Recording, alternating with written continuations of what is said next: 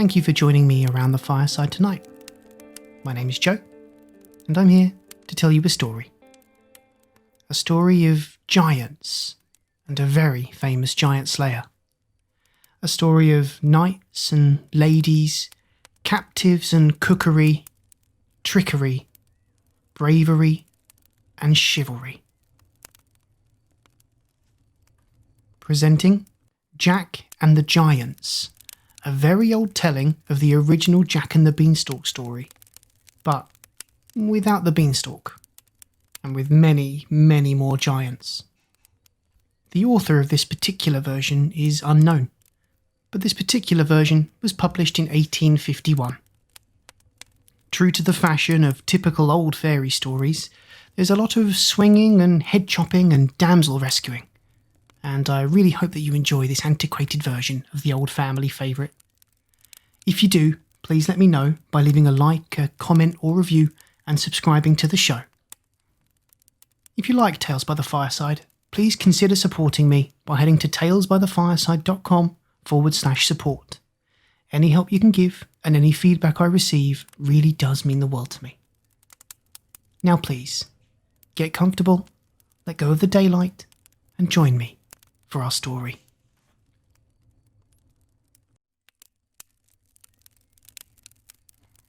The Story of Jack and the Giants, by an unknown author.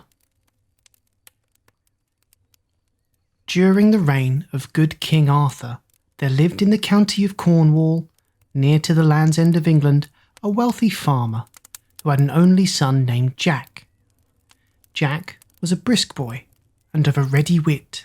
He took great delight in hearing stories of giants and fairies, and used to listen eagerly while any old woman told him of the great deeds of the brave knights of King Arthur's Round Table. When Jack was sent to take care of the sheep and oxen in the fields, he used to amuse himself with planning battles and sieges and the means to conquer or surprise a foe. He was above the common sports of children, but hardly anyone could equal him at wrestling, or if he met with a match of himself in strength, his skill and address always made him the victor. In those days, the Mount of Cornwall was kept by a huge and monstrous giant, 18 feet in height and about 3 yards in compass, of a fierce and grim countenance, the terror of all the neighbouring towns and villages. He dwelt in a cave in the middle of the mount, and he was such a selfish monster that he would not suffer anyone to live near him.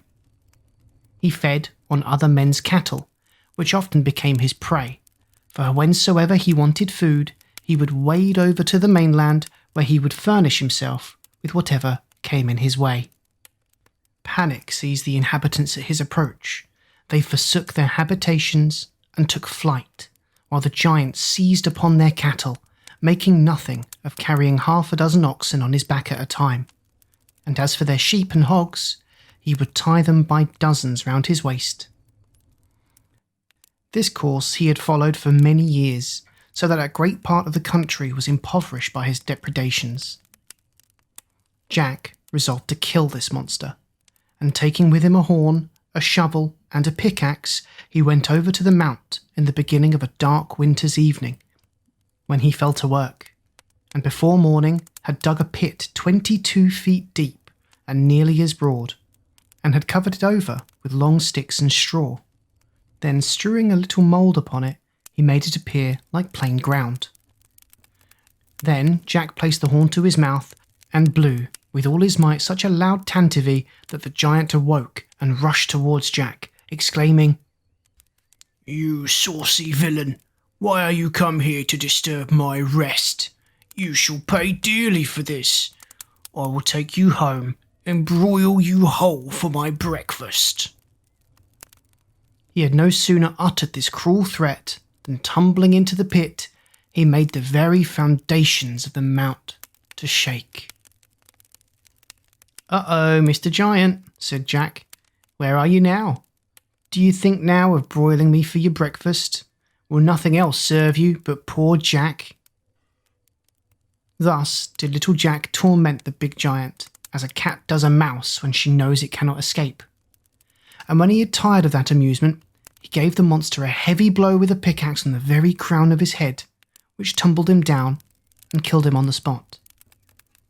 When Jack saw that the giant was dead, he filled up the pit with the earth and went to search the cave, which he found contained much treasure. Jack then made haste back to rejoice his friends with the news of the giant's death.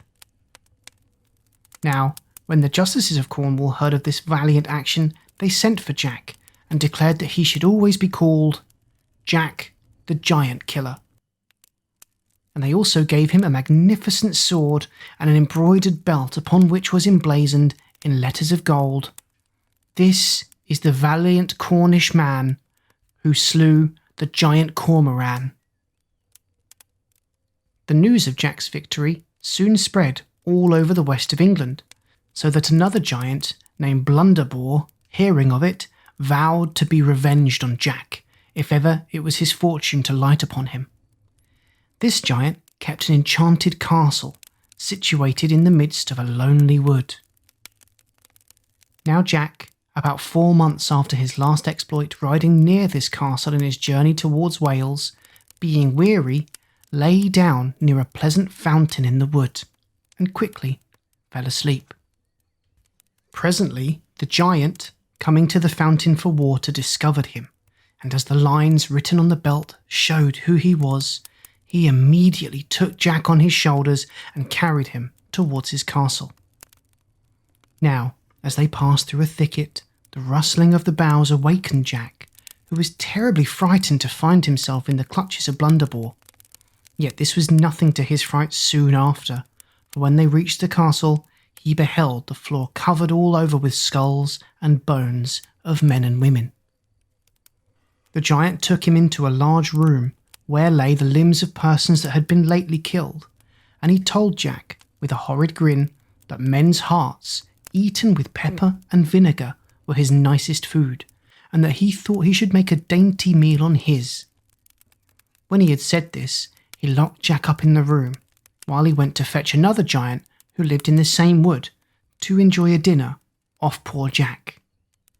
While he was away, Jack heard dreadful shrieks and groans and cries from many parts of the castle, and soon after he heard a mournful voice repeat these lines: "Haste, valiant stranger, haste away, lest you become the giant's prey.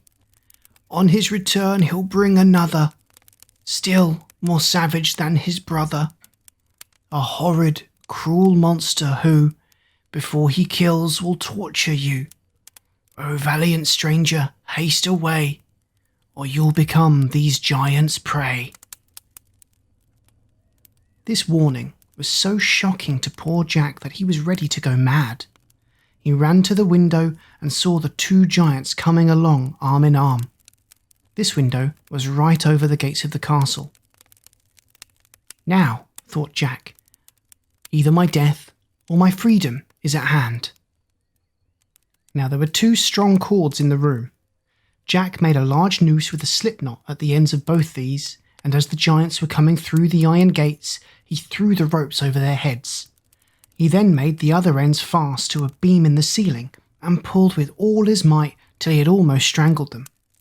When he saw that they were both quite black in the face and had not the least strength left, he then drew his sword and slid down the ropes. He then killed the giants and thus saved himself and many others from the cruel death they meant to put him to. Jack next took a great bunch of keys from the pocket of Blunderbore and went into the castle again. He made a strict search through all the rooms, and in them found 3 ladies tied up by the hair of their heads and almost starved to death. They told him that their husbands had been killed by the giants, who had then condemned them to be starved to death because they would not eat the flesh of their own husbands.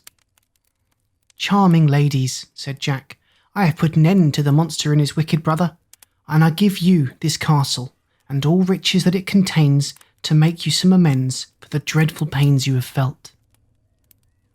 He then very politely gave them the keys of the castle and went further in his journey to Wales. Caring very little for riches, Jack had not taken any of the giant's wealth for himself, and having but little money of his own, he thought it best to travel as fast as he could. At length, he lost his way, and when night came on, he was in a valley between two lofty mountains. He thought himself lucky at last in finding a large and handsome house. He went to it and knocked at the gate, when, to his surprise, there came forth a giant with 2 heads. He spoke to Jack very civilly, for he was a Welsh giant, and all the mischief he did was done under a show of friendship. Jack told him he was a benighted traveller, when the monster bade Jack welcome and led him into a room where he could pass the night. But though he was weary, he could not sleep, for he heard the giant walking backward and forward in the next room, saying, "Though you lodge with me this night, you shall not see the morning light. My club shall dash your brains out quite." "Say you so?" quoth Jack. "That is like one of your tricks." Then, getting out of bed, Jack groped about the room, and at last found a billet of wood. He laid it in his place in the bed, and hid himself in a corner of the room. In the middle of the night, the giant came with his great club, and struck many heavy blows on the bed, in the very place where Jack had laid the billet, and then went to his own room, thinking he had broken all of Jack's bones. Early in the morning, Jack walked into the giant's room to thank him for his lodging. The giant started when he saw him and began to stammer out, "Pray, how did you sleep last night? Did you hear or see anything in the dead of the night?" "Nothing worth speaking of," said Jack carelessly. "A rat, I believe, gave me 3 or 4 flaps with its tail, but I soon went to sleep again." The giant did not answer a word, but brought in 2 bowls of hasty pudding for their breakfasts. Jack wanted to make the giant believe that he could eat as much as himself, so he contrived to button a leathern bag inside his coat and slip the pudding into the bag instead of his mouth. When breakfast was over, he said to the giant, "I will show you a fine trick. I could cut my head off one minute and put it on sound the next, but see here." He then took a sharp knife, ripped up the bag, and all the pudding fell onto the floor. "Odd splutter her nails," cried the giant, who was ashamed to be outdone by Jack. "Her can do that herself." So he snatched up the knife, plunged it into his stomach, and in a moment dropped down dead. Jack, having thus outwitted the monster, went further on his journey. Part the second. Jack travelled on until he met with King Arthur's only son, who was seeking all through Wales for a very beautiful lady that was enchanted. Jack asked leave to be the prince's attendant, and the prince granted his request. After a long day's journey, when night drew on, the prince was anxious to secure a lodging, but they had no means to hire one, for both the prince and Jack had spent all their money. But Jack said, "Never mind, master, we shall do well enough, for I have an uncle who lives within 2 miles of this place.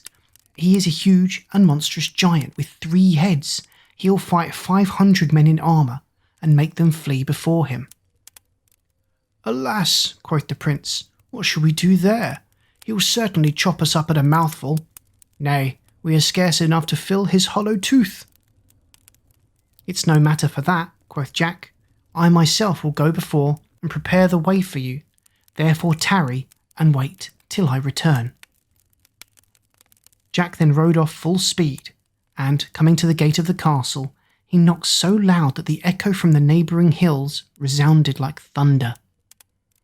The giant, terribly vexed, roared out, "Who's there?" "None but your poor cousin Jack," answered he. "What news with my poor cousin Jack?" he replied. "Dear uncle, heavy news." "God, what?" quoth the giant. "Prithee, what heavy news can come to me? I'm a giant with 3 heads, and besides, thou knowest I can fight 500 men in armour, and make them fly like chaff before the wind." "Oh, but," quoth Jack, "here's the prince a-coming, with 1,000 men in armour, to kill you, and destroy all that you have." "Oh, cousin Jack," said the giant, "this is heavy news indeed. I will immediately run and hide myself, and thou shalt lock, bolt, and bar me in, and keep the keys till the prince is gone." Jack joyfully complied with the giant's request, and fetching his master, they feasted and made themselves merry, whilst the poor giant lay trembling in a vault underground. In the morning, Jack furnished the prince with a fresh supply of gold and silver, then sent him 3 miles forward on his journey, as he would then be pretty well out of the smell of the giant. Jack then returned and liberated the giant from the vault, who asked what he should give him for saving the castle. "Why," quoth Jack, "I desire nothing but the old coat and cap, together with the old rusty sword and slippers which are at your bed's head." Quoth the giant, "Thou shalt have them, and pray keep them for my sake, for they are things of excellent use.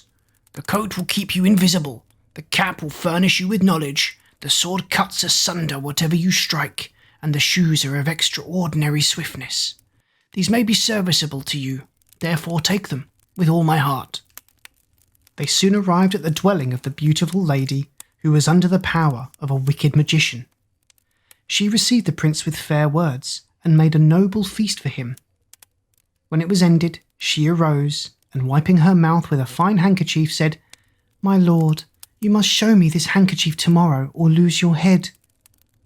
She then went out of the room, taking the handkerchief with her. The prince went to bed right sorrowful, but Jack put on his cap of knowledge, which told him that the lady was forced, by the power of the enchantment, to meet the wicked magician every night in a forest. Jack now put on his coat of darkness and his shoes of swiftness, and went to the forest, where he saw the lady give the handkerchief to the magician. Whereupon Jack, who was surrounded by a host of evil spirits, with the sword of his sharpness, at one blow cut off his head, and regained the handkerchief for the prince. The enchantment was ended in a moment, and the lady restored to her virtue and goodness. She returned with the prince to the court of King Arthur, where they were received with welcome, and the valiant Jack was made one of the knights of the Round Table. Part the third. Jack resolved not to live in idleness for the future, but do what services he could for the honour of the king and the nation. He therefore humbly besought King Arthur to furnish him with a horse and money, that he might travel in search of new and strange exploits. "For," he said to the king, "there are many giants yet among the mountains of Wales, and they oppress the people. Therefore, if it please you, sire, to favour my designs, I will soon rid your kingdom of these giants and monsters."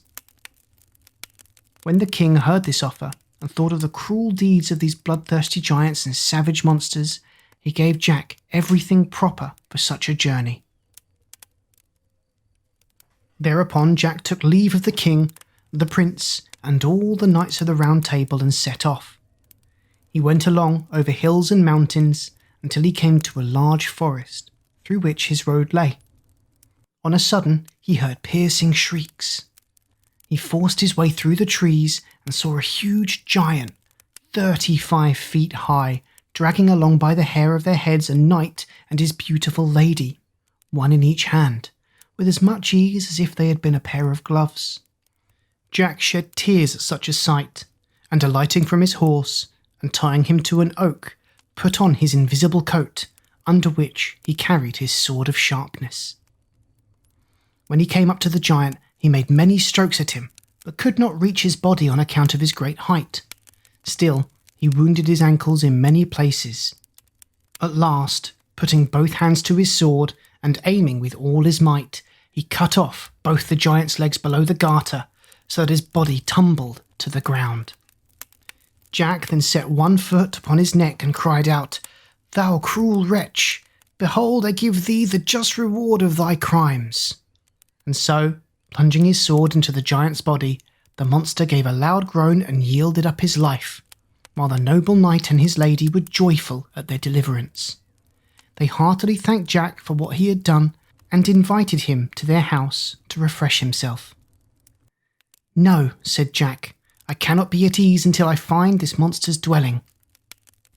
The knight, hearing this, grew sad, and replied, "Noble stranger, it is too much to run a second hazard. This monster lived in a den under yonder mountain, with a brother of his, more fierce and cruel than himself. Therefore, if you should go thither and perish in the attempt to overthrow this wicked brother, it would be heartbreaking to me and my lady. So let me persuade you to go with us and desist from any farther pursuit." "Nay," said Jack, "even if there were 20, I would shed the last drop of my blood before one of them should escape me. When I have done this task, I will return and visit you." Jack had not rode 1.5 miles before he came in sight of the mouth of the cavern, and nigh the entrance of it he beheld the other giant sitting on a huge rock, with a knotted iron club in his hand, waiting for his brother. His eyes flashed like flames of fire, his face was grim, and his cheeks seemed like 2 flitches of bacon. The bristles of his beard were as thick as rods of iron wire, and his locks of hair hung down like curling snakes. Jack alighted from his horse and turned him into a thicket, then put on his invisible coat and drew a little nearer to behold this figure and said softly, "O monster, are you there? It will not be long before I shall take you fast by the beard." The giant, all this while, could not see him by reason of his invisible coat. Then Jack came quite close to him and struck a blow at his head with his sword of sharpness, but, missing his aim, only cut off his nose, whilst the giant roared like loud claps of thunder. And though he rolled his glaring eyes round on every side, he could not see who had given him the blow.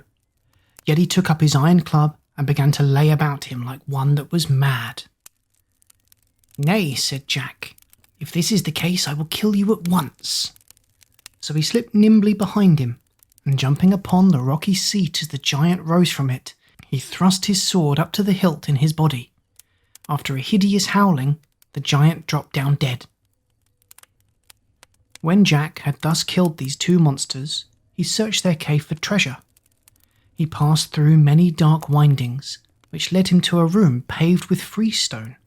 At the end of it was a boiling cauldron, and on the right hand stood a large table where the giants used to dine. He then came to a window secured with iron bars, through which he saw a number of wretched captives, who cried out when they saw Jack, "Alas, alas, young man, are you come to be one among us in this horrid den?" "I hope so," said Jack. "You will not tarry here long, but pray tell me, what is the meaning of your captivity?" "Alas," said one, "we have been taken by the giants that hold this cave, and are kept till they have a feast. Then the fattest of us is killed and cooked. It is not long since they took 3 for this purpose." "Say you so?" said Jack. "I have given them such a dinner that it will be long enough before they want more." The captives were amazed at his words. "You may believe me," said Jack, "for I have slain both these monsters and sent their heads in a wagon to King Arthur as trophies of my victory." To show them what he said was true, he unlocked the gate and set them all free. Then he led them to the great room where they feasted plentifully. Supper being over, they searched the giant's coffers, and Jack shared the store among the captives. Jack started at sunrise to the house of the knight, whom he had left not long before. Presently Jack reached the knight's castle, where he was received with the greatest joy. In honour of the hero's exploits, a grand feast was given, which lasted many days. The knight also presented Jack with a beautiful ring, on which was engraved the giant dragging the knight and the lady by the hair, with this motto: "We are in sad distress, you see, under the giant's fierce command, but gained our lives and liberty by valiant Jack's victorious hand." Among the guests present at the feast were 5 aged gentlemen, who were fathers to some of those captives who had been freed by Jack from the dungeon. These old men pressed round him with tears of joy and returned him thanks. One day the bowl went round merrily, and everyone drank to the health and long life of the gallant hero. The hall resounded with peals of laughter and joyful cries.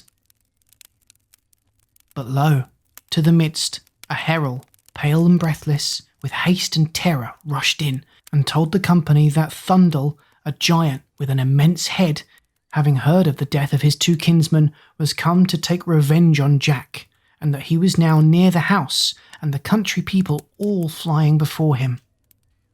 At this dismal news, the very boldest of the guests trembled, but Jack drew his sword and said, "Let him come.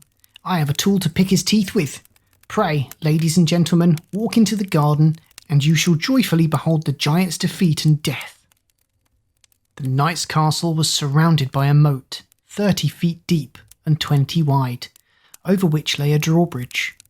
Jack set men to work to cut the bridge on both sides near the middle, and then, dressing himself in his invisible coat, went against the giant with his sword of sharpness. As he came close to him, though the giant could not see him, yet he cried out, "Fee, fi, fo, fum. I smell the blood of an Englishman. Be he alive or be he dead, I'll grind his bones to make my bread." "Say you so, my friend?" said Jack. "You are a clever miller indeed." "Art thou," cried the giant, "the villain who killed my kinsman? Then I will tear thee with my teeth and grind thy bones to powder."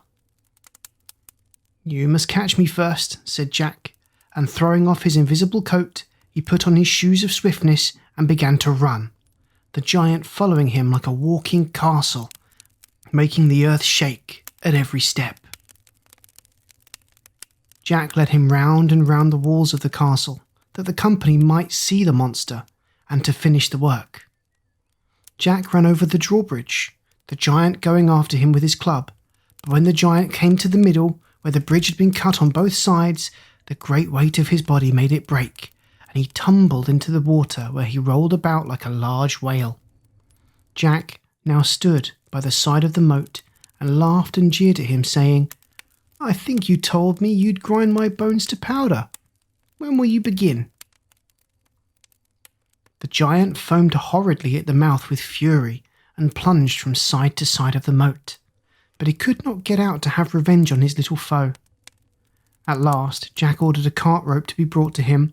He then drew it over his great head, and by the help of a team of horses dragged him to the edge of the moat, where he cut off the monster's head, and before he either ate or drank, he sent it to the court of King Arthur.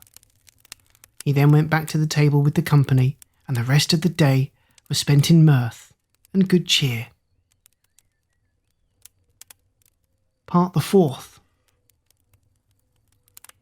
Courted and flattered as he was, yet after staying with the knight and his lady for some time, Jack grew weary of such an idle life, and he set out again in search of new adventures. He went over hills and dales without meeting any, till he came to the foot of a very high mountain.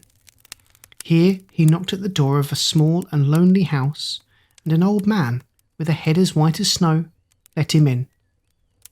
"Good father," said Jack, "can you lodge a traveller who has lost his way?" "Yes," said the hermit, "I can, if you will accept such fare as my poor house affords." Jack entered, and the old man set before him some bread and fruit for his supper. When Jack had eaten as much as he chose, the hermit said, "My son, I know you are the famous conqueror of giants. Now, at the top of this mountain is an enchanted castle, kept by a giant named Galligantus, who by the help of a vile magician gets many knights and ladies into his castle, where he changes them into the shape of beasts. Above all, I lament the hard fate of a duke's daughter, whom they seized as she was walking in her father's garden, and brought hither through the air in a chariot drawn by 2 fiery dragons, and turned her into the shape of a deer. Many knights have tried to destroy the enchantment and deliver her, yet none have been able to do it, by reason of 2 fiery griffins, who guard the gate of the castle and destroy all who come nigh. But as you, my son, have an invisible coat, you may pass by them without being seen, and on the gates of the castle you will find engraved by what means the enchantment may be broken." Jack promised that in the morning, at the risk of his life, he would break the enchantment, and after a sound sleep he arose early, put on his invisible coat, and got ready for the attempt. When he had climbed to the top of the mountain, he saw the 2 fiery griffins, but he passed between them without the least fear of danger, for they could not see him because of his invisible coat. On the castle gate hung a golden trumpet under which were these lines: "Whoever doth this trumpet blow shall cause the giant's overthrow." As soon as Jack had read this, he seized the trumpet and blew a shrill blast which made the gates fly open and the very castle itself tremble. The giant and the conjurer now knew that their wicked course was at an end, and they stood biting their thumbs and shaking with fear. Jack, with his sword of sharpness, soon killed the giant, and the magician was then carried away by a whirlwind, and every knight and beautiful lady who had been changed into birds and beasts returned to their proper shapes. The castle vanished away like smoke, and the head of the giant Galligantus was sent to King Arthur. The knights and ladies rested that night at the old man's hermitage, and next day set out for the court. Jack then went up to the king and gave his majesty an account of all his fierce battles. Jack's fame had spread through the whole country, and, at the king's desire, the duke gave him his daughter in marriage, to the joy of all the kingdom.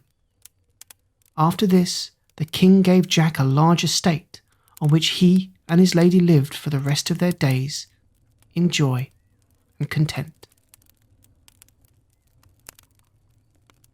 The end. Good night.